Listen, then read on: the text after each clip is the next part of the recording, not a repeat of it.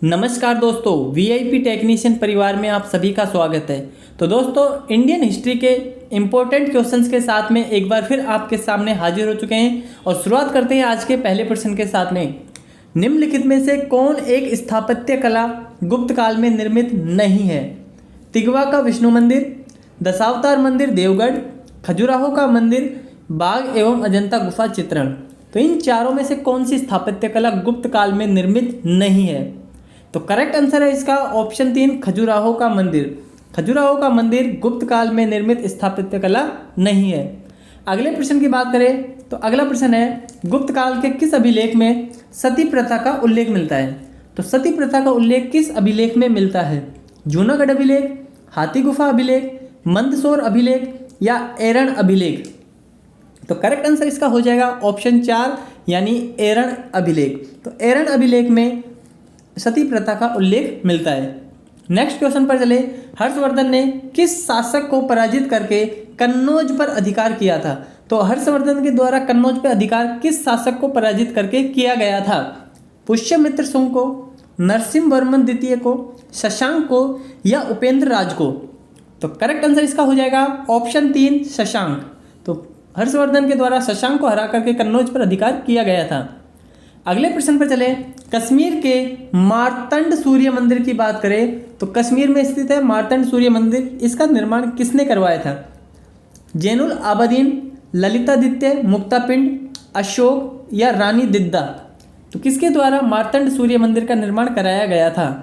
Correct answer है इसका option 2 Lalitaditya मुक्तापिंड के द्वारा कश्मीर के मार्तंड सूर्य मंदिर का निर्माण कराया गया था। अगले प्रश्न पर चले। महाबलीपुरम स्थित एकाश्म मंदिर, जिसे रथ मंदिर के नाम से भी जानते हैं, इसका निर्माण किसने करवाया था? सिंह विष्णु के द्वारा, नरसिंह वर्मन प्रथम के द्वारा, महेंद्र वर्मन प्रथम के द्वारा, नरसिंह वर्मन द्वितीय के द्वारा? महाबलीपुरम स्थित एकाश्म मंदिर, जिसे रथ मंदिर कह सकते हैं, का निर्माण किसने कराया था? तो करेक्ट आंसर है इसका ऑप्शन 2 नरसिंह वर्मन प्रथम के द्वारा रथ मंदिर या एकाश्म मंदिर का निर्माण कराया गया था, जो कहाँ स्थित है? महाबलीपुरम में। अगले प्रश्न की बात करें। भारत पर अरब आक्रमण की जानकारी किस पुस्तक से प्राप्त होती है? तो भारत पर अरब आक्रमण की जानकारी किस पुस्तक से प्राप्त होती है? चचनामा, रेहला, तारीख फिरोज शाही, फुतूह सलाती, नई शामी? किस पुस्तक के द्वारा अरब आक्रमण की जानकारी प्राप्त होती है? तो करेक्ट आंसर है इसका ऑप्शन 1 चचनामा। तो पुस्तक चचनामा में अरब आक्रमण की जानकारी मिलती है। अगले प्रश्न की बात करें। गुजरात के सोमनाथ मंदिर पर गजनवी के द्वारा आक्रमण के समय वहां का शासक कौन था? पृथ्वीराज चौहान, भीम सेकंड, भीम प्रथम या जयपाल? तो सोमनाथ पर जब गजनवी के द्वारा आक्रमण किया गया था, उस समय गुजरात का शासक कौन था? करेक्ट आंसर इसका हो जाएगा ऑप्शन 3 भीम प्रथम। उस समय गुजरात के शासक भीम प्रथम थे। 1194 ईस्वी में चंदावर के युद्ध में मोहम्मद गोरी ने किसे पराजित किया था? तो चंदावर का युद्ध 1194 में हुआ था, जिसमें मोहम्मद गोरी ने किसे पराजित किया था? पृथ्वीराज चौहान को, भीम प्रथम को, जयचंद को या दाहिर को? करेक्ट आंसर है इसका ऑप्शन 3 जयचंद। तो मोहम्मद गोरी ने जयचंद को 1194 में चंदावर के युद्ध में पराजित किया था। कुतुब मीनार, जो दुनिया की सबसे ऊंची ईंटों की मीनार है, इसका निर्माण दिल्ली सल्तनत के संस्थापक किसके आदेशों के तहत किया गया था? तो इसके जो संस्थापक थे वो कौन थे, ये आपको बताना है। फिरोज शाह तुगलक, कुतुबुद्दीन ऐबक, इल्तुतमिश या कुली कुतुब शाह? तो किसके आदेशों पर सबसे ऊंची ईंटों की मीनार कुतुब मीनार का निर्माण कराया गया था? करेक्ट आंसर है इसका ऑप्शन 2 कुतुबुद्दीन ऐबक। नेक्स्ट प्रश्न पर चले। अगला प्रश्न है, निम्न में से किस सुल्तान ने डाक व्यवस्था की शुरुआत की? गयासुद्दीन तुगलक, मोहम्मद बिन तुगलक, अलाउद्दीन खिलजी या फिरोज शाह तुगलक? तो डाक व्यवस्था की स्टार्टिंग किसने की? करेक्ट आंसर है इसका ऑप्शन 1 गयासुद्दीन तुगलक। गयासुद्दीन तुगलक के द्वारा डाक व्यवस्था की शुरुआत की गई। अगले प्रश्न पर चले। निम्नलिखित में से किस सुल्तान ने दीवान ए बंदगान की स्थापना की? किस सुल्तान ने दीवान ए बंदगान की स्थापना की? इल्तुतमिश, अलाउद्दीन खिलजी, सिकंदर लोदी या फिरोज शाह तुगलक? दीवान ए बंदगान। तो करेक्ट आंसर है इसका ऑप्शन 4 फिरोज शाह तुगलक। फिरोज शाह तुगलक के द्वारा दीवान ए बंदगान की स्थापना की गई। अगले प्रश्न पर चले, निम्न में से किस सुल्तान ने इख्तेदारी को वंशानुगत किया? इल्तुतमिश ने, बलबन ने, फिरोज शाह तुगलक ने या अलाउद्दीन खिलजी ने? तो करेक्ट आंसर है इसका ऑप्शन नंबर 3 फिरोज शाह तुगलक। फिरोज शाह तुगलक के द्वारा इख्तेदारी की व्यवस्था थी, इसे वंशानुगत किया गया था। दीवान ए विजारत इस नामक संस्था का कार्य किससे संबंधित था? कृषि विभाग से, वित्त विभाग से, अश्वशाला विभाग से या अंगरक्षक विभाग से? तो करेक्ट आंसर इसका हो जाएगा ऑप्शन 2 यानी कि वित्त विभाग से। तो दीवान ए विजारत नामक जो संस्था थी, इसका जो कार्य था वो वित्त विभाग से संबंधित था। अगले प्रश्न की बात करें, अलाउद्दीन बहमन शाह ने बहमनी साम्राज्य की राजधानी किसे बनाया था? तो बहमन शाह के द्वारा बहमनी साम्राज्य की राजधानी किसे बनाया गया था? नौरसपुर को, विदर को, गोलकुंडा को या गुलबर्गा को? करेक्ट आंसर है इसका ऑप्शन 4 गुलबर्गा। नेक्स्ट प्रश्न पे चले, तो बंगाल के किस शासक ने पांडुआ में अदीना मस्जिद का निर्माण कराया था? तो अदीना मस्जिद पांडुआ में स्थित है और बंगाल के किस शासक ने इसका निर्माण कराया था?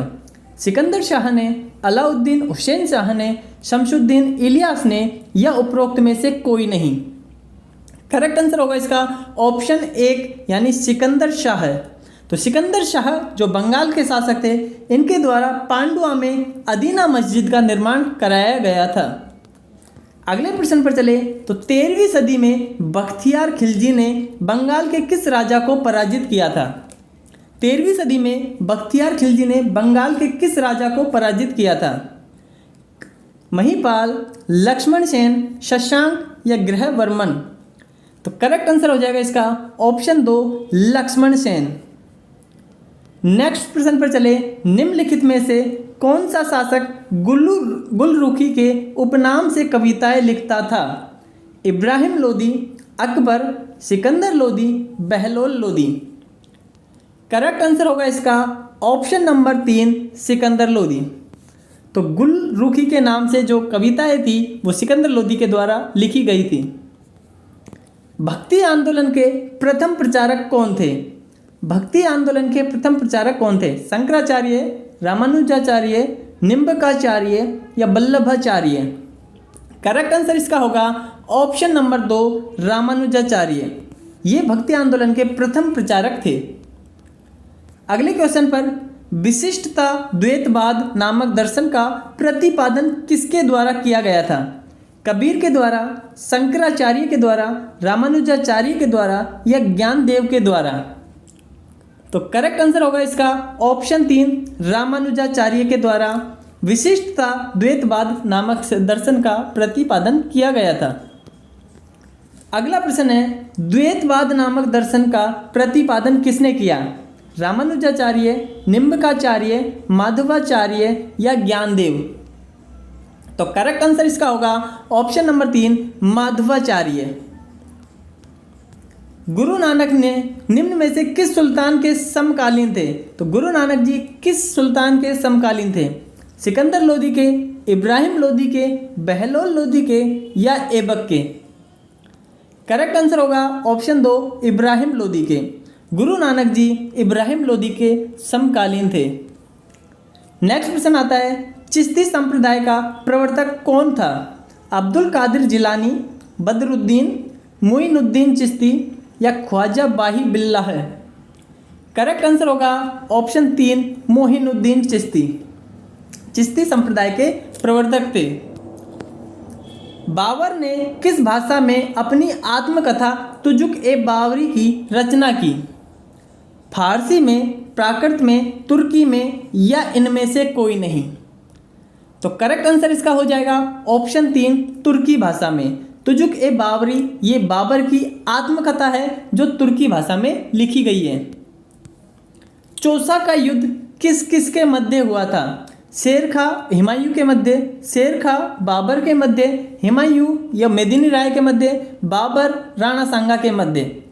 तो करेक्ट आंसर होगा ऑप्शन 1 शेर खां तथा हुमायूं के मध्य चौसा का युद्ध हुआ था। शेर शाह का मकबरा कहाँ स्थित है? तो शेर शाह का मकबरा कहाँ स्थित है? दिल्ली, पटना, सासाराम और औरंगाबाद। करेक्ट आंसर होगा ऑप्शन 3 सासाराम। शेर शाह का मकबरा सासाराम में स्थित है।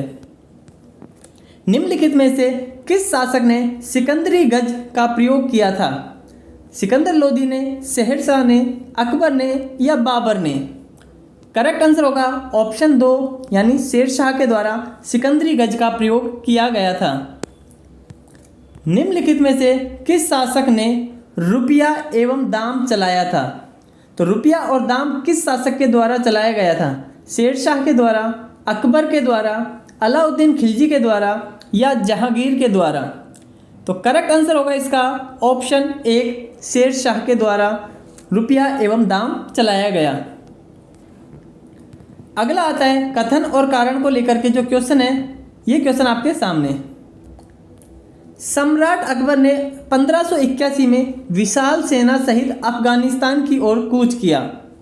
इसका कारण है वे मध्य एशिया में अपने पैतृक देश फरगना को वापस प्राप्त करने के लिए अग्रसर थे। तो ए और आर दोनों सही है तथा आर ए की सही व्याख्या है। ए और आर दोनों सही है परंतु आर ए की व्याख्या सही नहीं है। ए सही है और आर गलत है या ए गलत है और आर सही है। तो चारों ऑप्शन आपके सामने और आपको बताना है कौन सा गलत है और कौन सा सही। करेक्ट आंसर हो जाएगा ऑप्शन 3 यानी ए सही है और आर गलत है। तो ए कथन जो स्टेटमेंट दिया हुआ है ये सही है, लेकिन इसका जो कारण है ये कारण स्टेटमेंट ही गलत है। अगले क्वेश्चन पे चले तो पानीपत का द्वितीय युद्ध किसके मध्य हुआ था? पानीपत का दूसरा युद्ध हुआ था, ये किसके मध्य हुआ था? बाबर इब्राहिम लोदी, अकबर हेमू, हुमायूं शेर शाह, अकबर इब्राहिम लोदी। तो पानीपत का द्वितीय युद्ध किनके मध्य हुआ था? करेक्ट आंसर होगा अकबर और हेमू, इनके मध्य पानीपत का द्वितीय युद्ध हुआ था। पंचतंत्र का फारसी भाषा में अनुवाद अयार ए दानिश नाम से किसने किया था? अबुल फजल ने, मौलाना हुसैन फैज ने, हसन नियाजी ने और अमीर खुसरो ने। करेक्ट आंसर हो जाएगा ऑप्शन 1 अबुल फजल। अबुल फजल के द्वारा पंचतंत्र का फारसी भाषा में अनुवाद किया गया था जिसका नाम क्या था? अयार ए दानिश। अगला क्वेश्चन है जहांगीर ने किस भाषा में अपनी आत्मकथा तुजुक ए जहांगीर की रचना की? तो तुजुक ए जहांगीर ये जहांगीर की आत्मकथा है, ये किस भाषा में? तुर्की, अरबी, फारसी या उर्दू? करेक्ट आंसर हो जाएगा इसका ऑप्शन 3 फारसी भाषा में। तुजुक ए जहांगीरी जो बाबर की आत्मकथा है ये फारसी भाषा में है। नेक्स्ट प्रश्न आता है मोहम्मद फकीर एवं मीर कासिम किसके दरबार में प्रमुख चित्रकार थे? मोहम्मद फकीर एवं मीर कासिम किसके दरबार में प्रमुख चित्रकार थे? बाबर, हुमायूं, शाहजहां, अकबर? करेक्ट आंसर होगा इसका ऑप्शन 3 शाहजहां। मोहम्मद फकीर और मीर कासिम शाहजहां के दरबार के चित्रकार थे। निम्नलिखित में से किसने सिरे ए अकबर के नाम से उपनिषदों का फारसी में अनुवाद करवाया था? बाबर ने, दारा शिकोह ने, शाहजहां ने और अकबर ने? करेक्ट आंसर होगा ऑप्शन 2 दारा शिकोह। दारा शिकोह के द्वारा सिरे ए अकबर के नाम से उपनिषदों का फारसी में अनुवाद करवाया था। नेक्स्ट प्रश्न आता है किस शासक ने मयूर सिंहासन का निर्माण कराया था? तो मयूर सिंहासन का निर्माण किसने कराया? अकबर ने, शाहजहां ने, जहांगीर ने या हुमायूं ने? करेक्ट आंसर होगा शाहजहां ने। मयूर सिंहासन का निर्माण शाहजहां ने करवाया था। मक्का मस्जिद हैदराबाद द्वारा संपूर्ण किया गया था मोहम्मद कुली कुतुब शाह के द्वारा, जहांगीर के द्वारा, कुतुब शाही के द्वारा या औरंगजेब के द्वारा? करेक्ट आंसर होगा ऑप्शन 4 औरंगजेब के द्वारा मक्का मस्जिद हैदराबाद का निर्माण कराया गया था। अगले प्रश्न पे चले तो अगला प्रश्न आता है निम्नलिखित में से किसके मध्य पुरंदर की संधि हुई? तो पुरंदर की संधि किसके मध्य हुई थी? जय सिंह शिवाजी, जय सिंह संभाजी, बालाजी विश्वनाथ तथा जहांगीर, उपरोक्त में से कोई नहीं। तो करेक्ट आंसर होगा ऑप्शन 1, जय सिंह तथा शिवाजी के मध्य पुरंदर की संधि हुई थी। अगले प्रश्न की बात करें तो विजयनगर की स्थापना किसने की थी? हरिहर एवं बुक्का, नरसिंह देवराय द्वितीय, अब्दुल रज्जाक। तो विजयनगर की स्थापना किसने की थी? करेक्ट आंसर होगा हरिहर एवं बुक्का। हरिहर एवं बुक्का के द्वारा विजयनगर की स्थापना की गई थी। अगला प्रश्न है सालुव वंश की स्थापना किसने की थी? नरसिंह सालुव, वीर नरसिंह, कृष्णदेवराय या देवराय प्रथम। तो करेक्ट आंसर होगा ऑप्शन 1, नरसिंह सालुव के द्वारा सालुव वंश की स्थापना की गई थी। तुलुव वंश की स्थापना किसने की थी? वीर नरसिंह, कृष्णदेवराय, देवराय प्रथम या इनमें से कोई नहीं। तुलुव वंश की स्थापना किसने की थी? करेक्ट आंसर है इसका वीर नरसिंह के द्वारा तुलुव वंश की स्थापना की गई थी। अगला प्रश्न आता है डोमिगो पायस किसके शासनकाल में भारत आया था? वीर नरसिंह के द्वारा, देवराय प्रथम के शासनकाल में, कृष्णदेवराय के शासनकाल में या नरसिंह सालुव के शासनकाल में? डोमिगो पायस। करेक्ट आंसर होगा इसका ऑप्शन 3, कृष्णदेवराय के शासनकाल में डोमिगो पायस भारत आया था। अगला प्रश्न आता है अमुक्त माल्याद नामक पुस्तक की रचना किसने की? हरिहर प्रथम, कृष्णदेवराय, देवराय प्रथम, वीर नरसिंह। करेक्ट आंसर होगा इसका ऑप्शन 2, कृष्णदेवराय। अरविडु वंश की स्थापना किसने की थी? तिरुमल के द्वारा, सदाशिव के द्वारा, वेंकट द्वितीय के द्वारा या वीर नरसिंह के द्वारा? तो करेक्ट आंसर होगा इसका ऑप्शन 1, तिरुमल के द्वारा। अरविडु वंश की स्थापना तिरुमल के द्वारा की गई थी। निम्नलिखित में से किस शासक ने दक्कन का नीरो कहा जाता है? तो किस शासक को दक्कन का नीरो कहते हैं? अलाउद्दीन बहमन शाह को, शहाबुद्दीन अहमद को, अलाउद्दीन हुमायूं शाह को, मोहम्मद तृतीय को? करेक्ट आंसर होगा इसका ऑप्शन 3, अलाउद्दीन हुमायूं शाह को दक्कन का नीरो कहा जाता है। सिखों के 9वें गुरु गुरु तेग बहादुर की हत्या किस मुगल शासक ने करवाई थी? दारा शिकोह ने, औरंगजेब ने, जहांदार शाह ने, फर्रुख शियर ने? करेक्ट आंसर होगा इसका ऑप्शन 2, औरंगजेब ने। औरंगजेब ने सिखों के 9वें गुरु तेग बहादुर जी की हत्या करवाई थी। गुरुमुखी लिपि के जनक किसे कहा जाता है? गुरु नानक जी को, गुरु अंगद जी को, गुरु रामदास जी को या गुरु अर्जुन देव जी को? गुरु लिपि के जनक किसे कहा जाता है? करेक्ट आंसर होगा ऑप्शन 2, गुरु अंगद। तो गुरु अंगद जी को गुरुमुखी लिपि का जनक कहा जाता है। निम्नलिखित में से किस मराठा शासक ने हिंदी एवं संस्कृत के विद्वान कलश को अपना सलाहकार बनाया था? राजा राम ने, शाहू ने, संभाजी ने या शिवाजी ने? करेक्ट आंसर हो जाएगा ऑप्शन 3, संभाजी ने। संभाजी ने हिंदी एवं संस्कृत के विद्वान कलश को अपना सलाहकार बनाया था। किस यूरोपीय कंपनी का आगमन भारत में सबसे पहले हुआ? तो कौन सी यूरोपियन कंपनी थी जिसका आगमन भारत में सबसे पहले हुआ? ब्रिटिश कंपनी का, फ्रेंच कंपनी का, डच कंपनी का या पुर्तगाली कंपनी का? तो करेक्ट आंसर इसका हो जाएगा ऑप्शन नंबर 4 यानी पुर्तगाली। तो पुर्तगाली यूरोपीय कंपनी थी जिसका आगमन भारत में सबसे पहले हुआ था। अगले प्रश्न पर चले तो अगला प्रश्न है 1498 ईस्वी में वास्को डी गामा भारत में कहाँ उतरा था? बम्बई में, गोवा में, कालीकट में या कोचीन में? करेक्ट आंसर हो जाएगा इसका कालीकट। तो वास्को डी गामा 1498 में भारत आया था और ये कालीकट पर उतरे थे। अगले प्रश्न की बात करें तो कथन और कारण का क्वेश्चन है और ये रहा आपके पास में कंप्लीट क्वेश्चन। 18वां शताब्दी के प्रारंभ होते ही फ्रांसीसी ईस्ट इंडिया कंपनी का पतन प्रारंभ हो गया। कारण क्या दे रखा है? फ्रांसीसी कंपनी सरकार के संरक्षण वाली कंपनी थी जिसकी आय का सबसे प्रमुख स्रोत तंबाकू था। तो इन चारों स्टेटमेंट में से कौन सा सही है और कौन सा गलत है आपको बताना है। तो करेक्ट आंसर इसका हो जाएगा ऑप्शन नंबर 2, ए और आर दोनों सही है, लेकिन आर ए की सही व्याख्या नहीं कर रहा है। पतन हो गया था लेकिन पतन का सही कारण ये नहीं है कि तंबाकू स्रोत पर निर्भर थी। तो स्टेटमेंट दोनों सही है बट कारण कथन की सही व्याख्या नहीं करता है, तो ऑप्शन 2 इसका करेक्ट आंसर हो जाएगा। अगले क्वेश्चन की बात करें तो 100वां प्रश्न है, ब्रिटिश उपनिवेश का भारत में पहली राजधानी कौन सी थी? तो ब्रिटिश उपनिवेश की भारत में पहली राजधानी कौन सी थी? दिल्ली, बम्बई, कलकत्ता, मद्रास। करेक्ट आंसर होगा इसका ऑप्शन 3 कोलकाता। तो कलकत्ता ब्रिटिश उपनिवेश की भारत की पहली राजधानी थी। 1759 ईस्वी में बेदारा की लड़ाई किसके मध्य हुई? पुर्तगाली और डच, डच और फ्रांसीसी, डच और अंग्रेज, अंग्रेज और पुर्तगाली। 1759 में बेदारा की लड़ाई किसके मध्य हुई? करेक्ट आंसर है ऑप्शन 3 डच और अंग्रेजों के मध्य। अगला प्रश्न आता है, 1505 ईस्वी में भारत के पहले पुर्तगाली वायसराय द्वारा किस किले का निर्माण कराया गया था? Saint Angelo fort, Saint Thomas fort, fort Emmanuel, fort Saint David. Correct answer हो जाएगा इसका option 1 Saint Angelo fort. Next प्रश्न पर चले तो अगला प्रश्न आता है, भारत में अंग्रेजों ने अपनी पहली फैक्ट्री कहाँ पर खोली थी? कालीकट में, सूरत में, कलकत्ता में या नागपुर में?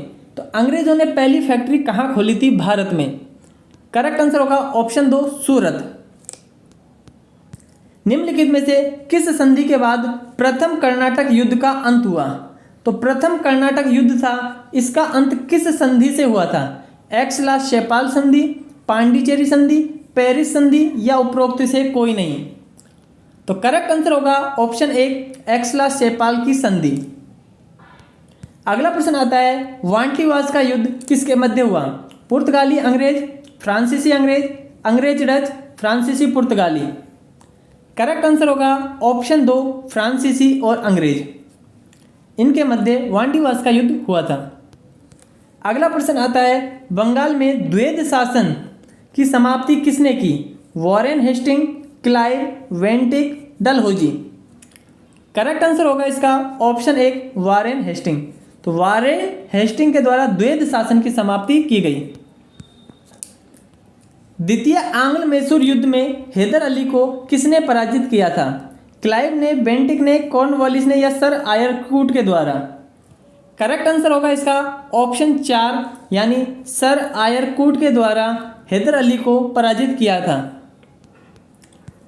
अगला प्रश्न आता है, सुमेलित करना है इनमें से कौन सा सुमेलित है? तो सूरत की संधि 1775, पुरंदर की संधि 76। अच्छा, सुमेलित करना है तो कौन सा किसके साथ सही होगा? सूरत की संधि कब हुई, पुरंदर की कब हुई, बड़गांव की कब हुई, देवगांव की कब हुई? तो देखिए दोस्तों, बात करें इसकी तो इस क्वेश्चन में सबसे पहले बात करते हैं हम सूरत की संधि कब हुई। तो देखिए, सूरत की संधि की बात करें तो सूरत की संधि में बात करें कब हुई? 1775 में। पुरंदर संधि की बात करें तो पुरंदर संधि कब हुई? ये हुई 1776 में। बड़गांव की संधि की बात करें तो बड़गांव की संधि कब हुई? 1779 में, 89। तो 79 है 1779 में। देवगांव की संधि की बात करें तो 1803 में। तो ये चारों ही ऑप्शन ऑलरेडी सही है, पहले में पहला, दूसरे में दूसरा, तीसरे में तीसरा, चौथे में चौथा। तो इस तरीके से हम देखेंगे तो ऑप्शन ए करेक्ट हो जाएगा हमारे पास में। तो ऑप्शन 1 इसका सही आंसर हो जाएगा। निम्नलिखित में से किस संधि के परिणाम स्वरूप तृतीय एंग्लो मैसूर युद्ध समाप्त हुआ था? सेरिंगापट्टनम की संधि, पुरंदर की संधि, इलाहाबाद की संधि या सलबई की संधि? तो करेक्ट आंसर इसका हो जाएगा ऑप्शन 1 सेरिंगापट्टनम की संधि। अब आज की क्लास का अंतिम प्रश्न आपके सामने, स्थायी बंदोबस्त भारत में किन भागों में लागू हुआ था?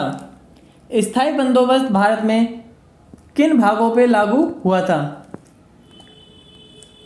तो बंगाल पर, बिहार पर, मद्रास पर या ये सभी? करेक्ट आंसर होगा इसका ऑप्शन 4 ये सभी। अब दोस्तों, ये थे आज की क्लास के इम्पोर्टेंट इंडियन हिस्ट्री के क्वेश्चंस। आपको क्लास कैसी लगी कमेंट करके ज़रूर बताना। बाकी वीडियो को ज़्यादा से ज़्यादा शेयर करना। चैनल पर नए हो तो चैनल को सब्सक्राइब कर लीजिएगा। डेली आपको इसी तरीके से क्लासेज मिलती रहेगी। दोस्तों, क्वेश्चन नंबर 111 है, इसका जवाब आपको कमेंट बॉक्स में बताना है कि रेतवाड़ी बंदोबस्त की शुरुआत सर्वप्रथम कहाँ हुई थी। तो रेतवाड़ी की बंदोबस्त की शुरुआत सबसे पहले कहाँ हुई थी, ये आपको हमें कमेंट बॉक्स में बताना है। इस क्वेश्चन को हम अगली क्लास में डिस्कस करेंगे। तो चलिए दोस्तों, आज के लिए इतना ही, मिलते हैं अगली क्लास में।